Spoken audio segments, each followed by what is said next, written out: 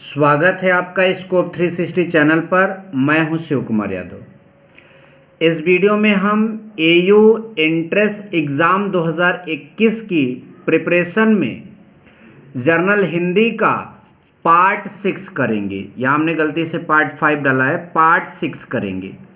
इससे पहले हमने पार्ट 5 तक वीडियोज़ अपने चैनल पर अपलोड कर दिया है, आप उन्हें प्लेलिस्ट से देख सकते हैं। इस समय जर्नल हिंदी में हम आपको संज्ञा पढ़ा रहे हैं और संज्ञा का ये तीसरा पार्ट है।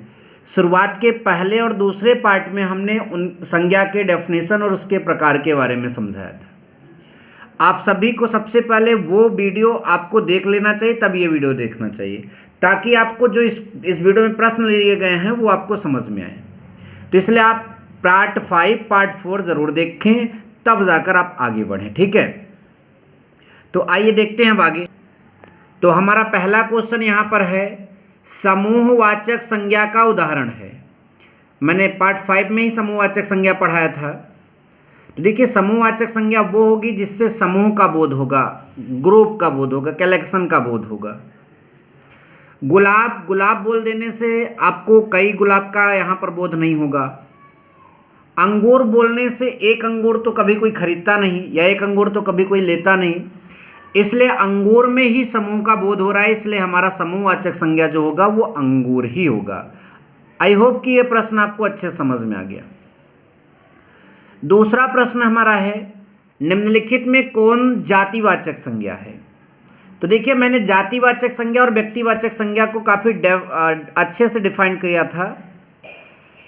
यदि किसी पर्टिकुलर पदार्थ या व्यक्ति के एक ही मतलब की जाति का बोध हो तो वो जातिवाचक संज्ञा होती है। जैसे यदि लड़का बोलोगे तो ये जातिवाचक संज्ञा है, लेकिन किसी लड़के का नाम बोल दोगे जैसे रोहन, सोहन, तो वो व्यक्तिवाचक संज्ञा हो जाएगा।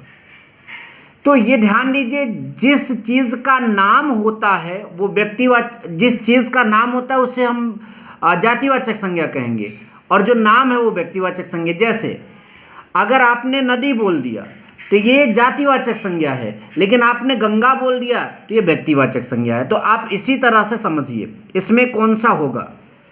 नेता, रमेश, पानी, चतुराई।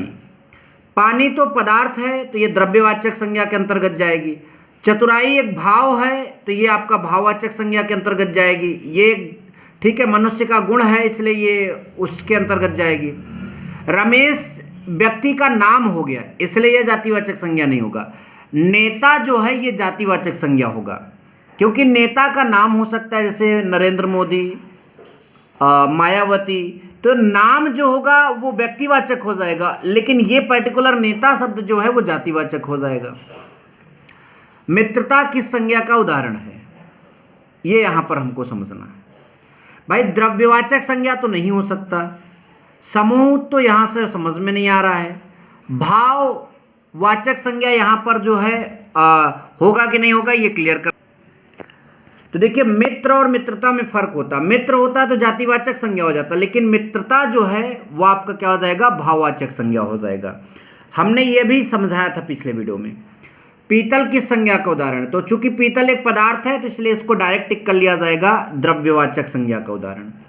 तेजाब किस संज्ञा का उदाहरण है, तेजाब भी एक पदार्थ ही होता है इसलिए यह भी द्रव्यवाचक संज्ञा का उदाहरण हो जाएगा। आपको समझ में जरूर आ रहे होंगे क्वेश्चन। नंबर नेक्स्ट, निम्नलिखित में से कौन सा भाववाचक संज्ञा है। भाई, लड़की तो भाववाचक नहीं हो सकता, ये जातिवाचक संज्ञा है। और किसी लड़की का नाम जैसे रीना, टीना, तो ये व्यक्तिवाचक हो जाएगा। तो लड़की तो हो नहीं सकता भाववाचक संज्ञा। गंगा जो है नदी का नाम है इसलिए व्यक्तिवाचक संज्ञा है, तो गंगा तो हो नहीं सकता। गाय भी आपका यहाँ पर भाववाचक संज्ञा नहीं होगा। सुंदरता जो है ये किसी व्यक्ति या वस्तु का जो गुण होता है वो भाववाचक संज्ञा के अंतर्गत आता है, तो सुंदरता जो है हमारा यहाँ पर भाववाचक संज्ञा है। हमारा 7वां प्रश्न है, निम्नलिखित में से कौन जातिवाचक संज्ञा है। आप अभी हमने जातिवाचक संज्ञा बताया कि किसी पर्टिकुलर चीज का नाम जो है वो व्यक्तिवाचक हो जाएगा और वो पर्टिकुलर चीज जो है जातिवाचक होगी। महात्मा गांधी व्यक्ति का नाम होता है, पुरुष का नाम होता है, आदमी का नाम होता है, इसलिए महात्मा गांधी तो कभी जातिवाचक नहीं हो सकता। पानी पदार्थ है, उदारता भाववाचक के अंतर्गत आएगी। तो ईश्वर जो है वो आपका जातिवाचक संज्ञा हो जाएगा। ईश्वर का नाम होगा तो व्यक्तिवाचक हो जाएगा। नंबर नेक्स्ट, चोर किस संज्ञा का उदाहरण है? भाई द्रव्यवाचक तो नहीं हो सकता, समूहवाचक तो नहीं हो सकता। अब जातिवाचक और व्यक्तिवाचक, तो भाई चोर तो कई हो सकते हैं, मतलब चोर का नाम हो सकता है, तो इसलिए जब पर्टिकुलर नाम ना दिया हो तो हम जातिवाचक पर ही जाएंगे, तो जातिवाचक संज्ञा हो जाएगा। मंडली किस संज्ञा का उदाहरण है? तो मंडली एक झुंड होता है, कहते हैं जैसे कीर्तन करने वाली मंडली हो गई, भजन गाने वाली मंडली हो गई, तो उसमें कई लोग रहते हैं, इसलिए मंडली जो है समूहवाचक संज्ञा का उदाहरण हो जाएगा। हमारा नेक्स्ट है पंजाबी किस संज्ञा का उदाहरण है?